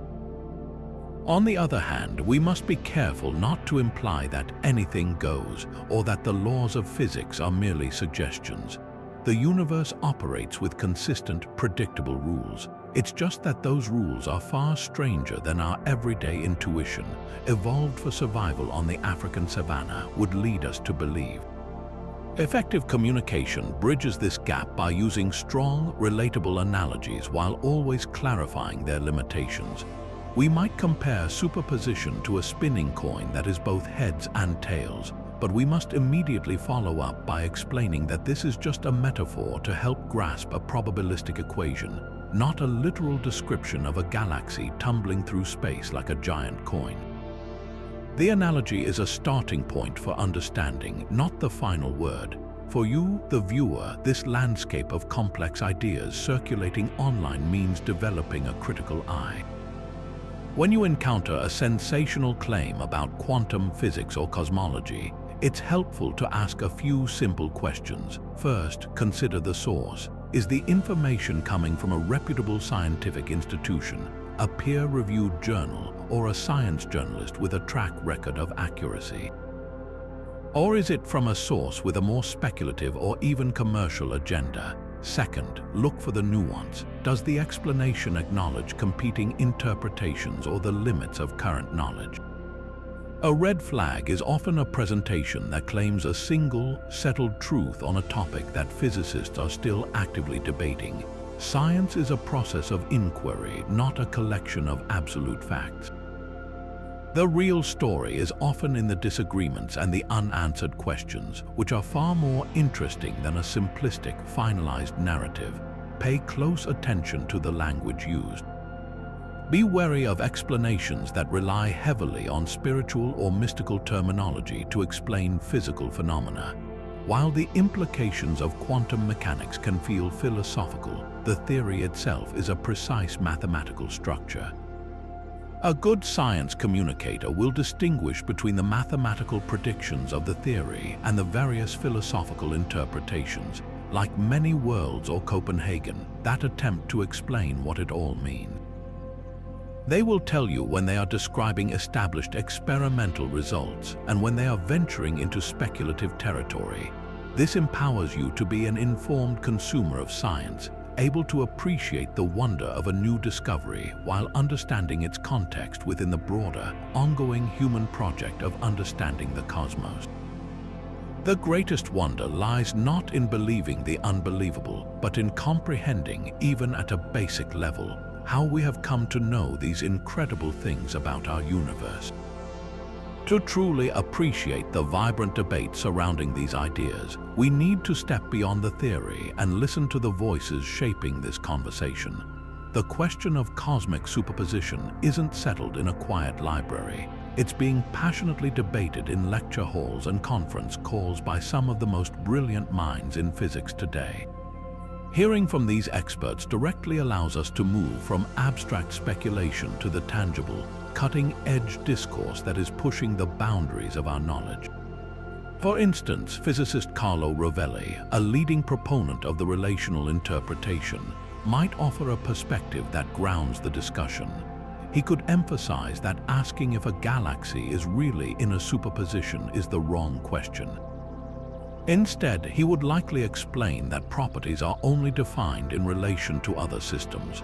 From our perspective, using the light that has traveled for millions of years, the galaxy is definitively in one state. But relative to another, not yet interacting part of the cosmos, its state might still be indeterminate. This relational view dissolves the need for a mysterious collapse and instead frames reality as a complex web of correlations, a viewpoint that elegantly sidesteps the paradox of a universe observing itself. Contrast this with the view of a proponent of the many worlds interpretation, like Sean Carroll. He would likely argue that we should take the equations of quantum mechanics at face value without adding extra rules about wave function collapse. In his view, the superposition of a galaxy isn't a delicate state that needs to be preserved. It's a fundamental reality. The universe simply branches, and what we perceive as a single galaxy is just the one we're entangled within our branch. Carroll might point out that the apparent weirdness of this idea is a limitation of our intuition, not a flaw in the theory. He would encourage us to embrace the sheer vastness of a multiverse where every possible history plays out, suggesting that this is the most straightforward way to make sense of the quantum rules that have proven so successful in every other domain. The debate between these two views isn't just academic. It highlights a fundamental schism in how we conceive of reality itself. Is it a single relational network or an endlessly branching tree?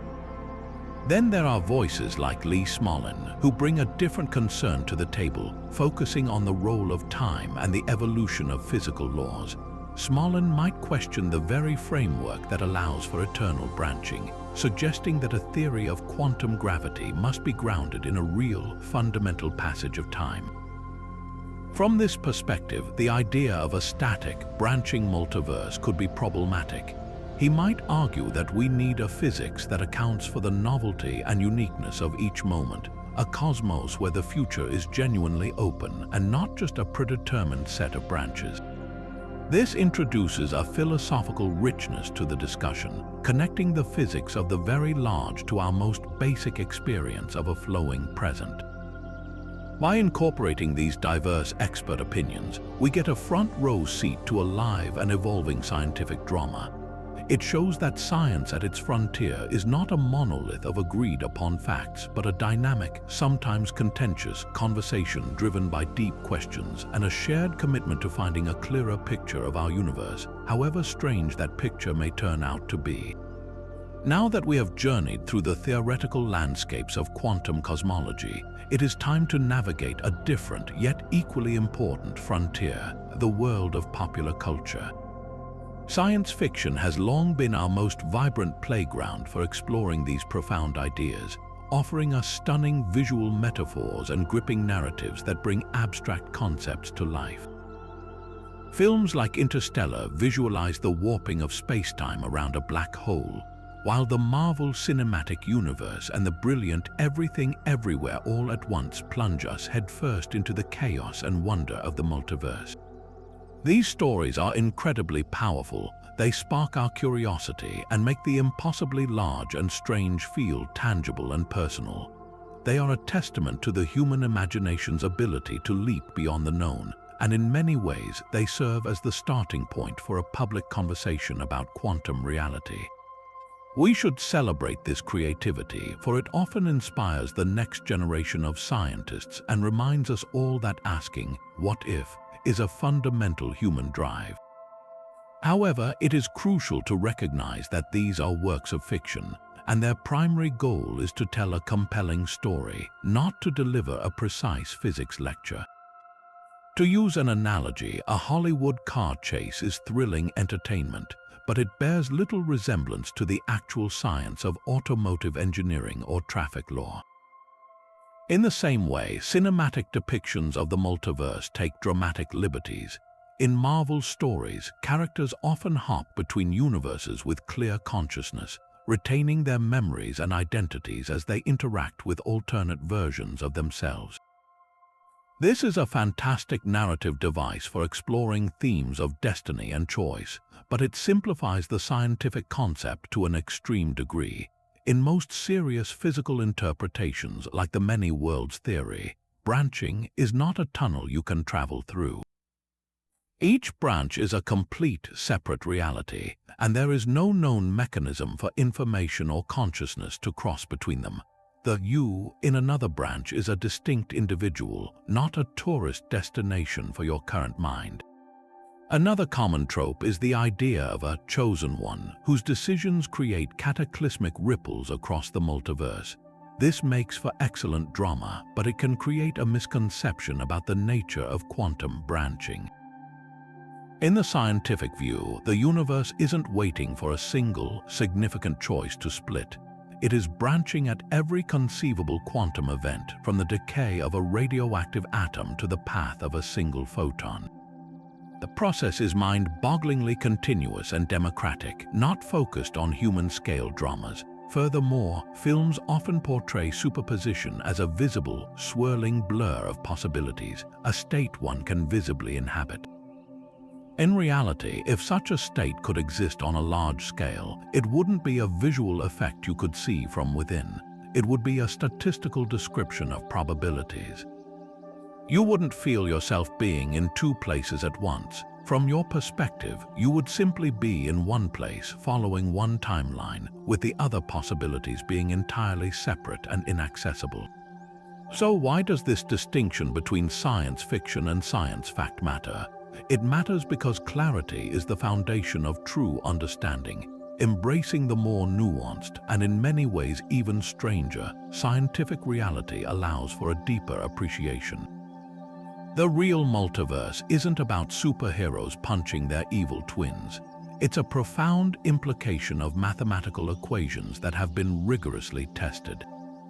The wonder isn't in the cinematic spectacle, but in the realization that the universe might genuinely be structured in this counterintuitive way. By setting the record straight, we are not diminishing the wonder of science fiction. We are adding a new layer of awe to the wonder of science itself. The fictional multiverse is a funhouse mirror, reflecting a distorted but recognizable image of a much grander, more mysterious reality that physicists are working to uncover. Ultimately, the relationship between science fiction and science is not one of opposition, but of symbiosis. For centuries, storytellers have dreamed of technologies and concepts that later became reality, from Jules Verne's submarines to the communicators in Star Trek that presaged the flip phone. The imaginative leaps of artists create a cultural and conceptual space for scientific exploration to flourish. They prepare the public mind to accept radical new ideas and fuel the curiosity that drives research forward. The goal, then, is not to dismiss science fiction but to engage with it thoughtfully, using it as a springboard for asking better questions. After being thrilled by a movie like Everything Everywhere All at Once, we can ask not, how can I get a universe-jumping headset? But what does it mean for me in this universe to live a meaningful life when other possibilities exist? And how are scientists testing the limits of these ideas in the real world? This dialogue between imagination and evidence is where the most exciting discoveries are often born, reminding us that the quest to understand the cosmos is a story we are all writing together. As we stand at this crossroads between established theory and breathtaking possibility, the path forward is illuminated by a new generation of tools designed to probe the very fabric of reality. The next decade promises to be a golden age for cosmic quantum research, driven by instruments of unprecedented sensitivity that will act as extensions of our senses, allowing us to listen to the universe in ways previously confined to thought experiments. The James Webb Space Telescope, already revolutionizing our view of the early universe, is just the beginning. By peering back to the formation of the very first galaxies, it provides crucial data on the initial conditions from which these cosmic structures emerged. But the real breakthroughs in testing the ideas we've explored may come from observatories that detect not just light, but the ripples in space-time itself. Consider the upcoming Laser Interferometer Space Antenna, or LISA, a revolutionary mission planned by the European Space Agency.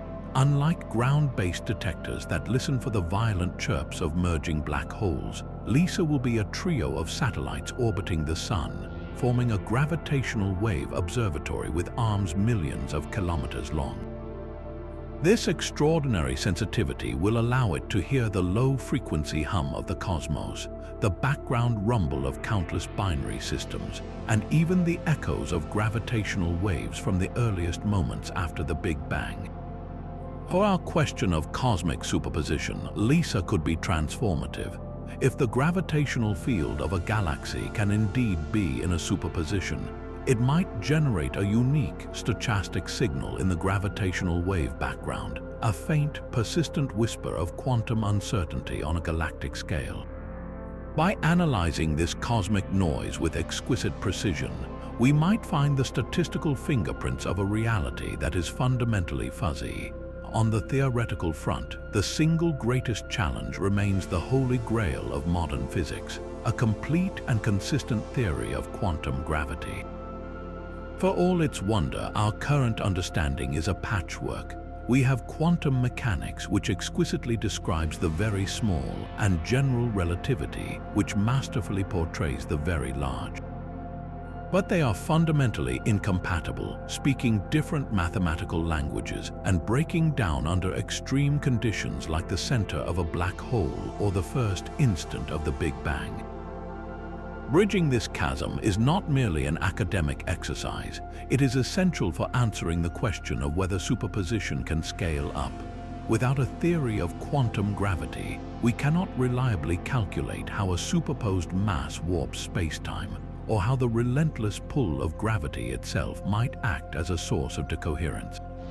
The quest for this theory, whether through string theory, loop quantum gravity, or causal set theory, is the essential groundwork that will either unlock the door to a quantum cosmos or firmly close it.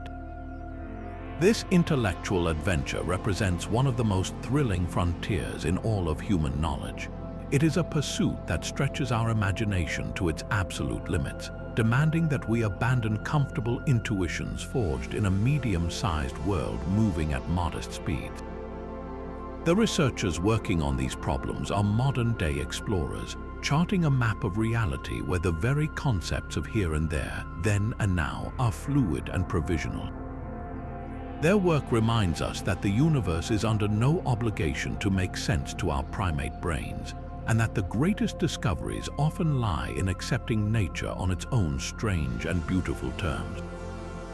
The data flowing from new telescopes and the insights emerging from chalkboards around the world are not just adding footnotes to textbooks. They are actively constructing a new narrative of existence, one where the quantum and the cosmic are finally seen as inseparable parts of a single magnificent whole. Let's take a moment to step back and see the breathtaking tapestry these threads have woven. We began with a simple, almost heretical question about the solidity of galaxies and found ourselves on a journey that reshapes our entire cosmic perspective. This isn't merely a story about distant islands of stars. It's a revelation about the fundamental substance of reality itself. The journey from the quantum flicker of a single electron to the possible blurred existence of an entire galaxy forces us to abandon the classical clockwork universe of Isaac Newton. We are left with a cosmos that is not a collection of definite objects following predetermined paths, but a dynamic, evolving network of possibilities, a realm where potential is more fundamental than actuality. This shift in understanding touches every scale of existence. It starts at the very beginning with the universe's quantum birth. The seeds of every galaxy were not planted as distinct classical points, but as probabilistic ripples in the fabric of spacetime during inflation. The entire cosmic web, with its majestic filaments and vast voids, is the grown-up manifestation of a reality that was born in a state of superposition. This means the history of the cosmos is not a single, linear narrative etched in stone. It is more like a tree, with every quantum event from the decay of a primordial atom to the formation of a star acting as a branch point, giving rise to a multiverse of possible histories. Our observed universe, with its specific arrangement of galaxies, is not the only version.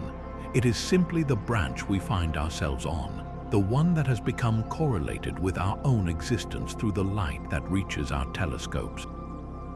The implications of this ripple outward, challenging our most basic assumptions about time, causality, and our own role in the cosmos. The flow of time we experience may not be a fundamental river carrying us from a fixed past to an uncertain future. Instead, it could be an emergent property, the sensation of our consciousness moving along one particular branch of the cosmic probability tree. The past is not an unchangeable monument. It is the sequence of events that have been measured into definiteness relative to us. The future remains a spectrum of maybes. This view transforms us from passive observers of a predetermined play into active participants in a grand, unfolding drama. Our observations, our very existence as complex systems that gather information, are part of the process that helps crystallize reality from a fog of potential. This new perspective also forges a deeper, more intimate connection between the largest and smallest scales of existence. We often think of the quantum world and the cosmic realm as separate domains governed by different rules. But this exploration reveals a profound unity. The same principles of superposition and entanglement that govern the behavior of subatomic particles might be woven into the very architecture of the universe, manifesting in the gravitational fields of galaxies and the large-scale structure of the cosmos. The universe is not quantum and classical, it is quantum all the way up. The classical world of definite locations and singular histories is not the base reality, but a robust and persistent illusion emerging from the constant, environment-induced measurement of quantum systems. For a brief moment in its infancy, the entire universe was a single quantum entity, and the echoes of that unified state may still resonate in the ghostly connections and blurred realities we are only beginning to probe. Ultimately, this journey leaves us with a universe that is far stranger, richer, and more interconnected than we ever imagined. It is a reality that demands humility as we recognize the limits of our intuition, which was forged in a middle world of medium-sized objects moving at slow speeds. Yet it also inspires a profound sense of wonder and belonging. We are not insignificant specks in a vast, indifferent machine. We are integral components of this quantum cosmos, nodes of consciousness through which the universe observes and defines itself. The light from a distant galaxy that took millions of years to reach our eyes is not just showing us a faraway place. It is completing a measurement that began at the dawn of time, and we are the witnesses. This is the new cosmic perspective, a vision of a participatory universe endlessly creative, deeply mysterious, and more magnificent than any single story could ever contain. So where does this incredible journey leave us? We began with a simple, almost poetic question, gazing up at the night sky and wondering if the points of light we see are as solid and singular as they appear. We ventured into the bizarre rules of the quantum world, scaled them up to cosmic proportions, and grappled with interpretations that challenge our deepest intuitions about reality. We've encountered the disruptive force of decoherence, the spooky promise of entanglement, and the mind-bending possibilities of a multiverse. And after all of that, we must arrive at a humble yet thrilling admission: we still don't have a definitive answer. The puzzle of cosmic superposition remains beautifully, provocatively unfinished. This lack of a final conclusion is not a failure of science, it is its very essence. The most powerful questions are often the ones that resist easy answers, the ones that force us to rethink our tools, our models, and our very language. The possibility that galaxies could exist in multiple states is not yet a proven theory, it is a frontier. It is a guiding star for theoretical physicists, a challenge that pushes them to refine their equations and devise ever more clever experiments. It drives the development of monumental instruments like the Laser Interferometer Space Antenna and fuels the intricate digital universes created inside supercomputers. The value of this idea lies not in its current veracity, but in its incredible fertility, its power to open new pathways of thought and reveal connections between seemingly separate domains like dark matter and quantum gravity. It keeps the engine of discovery running at full throttle. Ultimately, this exploration is about more than just galaxies. It is a profound reminder of our place in the cosmos. We are not passive inhabitants of a finished universe, but active participants in an ongoing story of revelation. Our curiosity is the compass that guides this journey. To look at a distant galaxy and not just see a fixed object, but to ponder the spectrum of possibilities it might represent, is to engage with the universe in its most dynamic form. It is to embrace the wonder of not knowing, to find excitement in the unanswered questions that linger at the very edge of understanding. This sense of awe, this willingness to be amazed by the mysteries that remain, is our greatest gift as a species. The conversation doesn't end when this video does. In fact, that's where it truly begins. We want to hear what you think. Does the idea of a quantum universe excite you, or does it feel unsettling? What other cosmic mysteries keep you up at night? Share your thoughts, your questions, and your own wonder in the comments below. Let's build a community of cosmic curiosity where we can all marvel at the profound puzzles of existence together. If you're eager to continue exploring the edges of reality, from the fabric of space-time to the nature of consciousness, make sure to subscribe. Our journey to the frontier of understanding is just getting started, and we can't wait to have you along for the next adventure.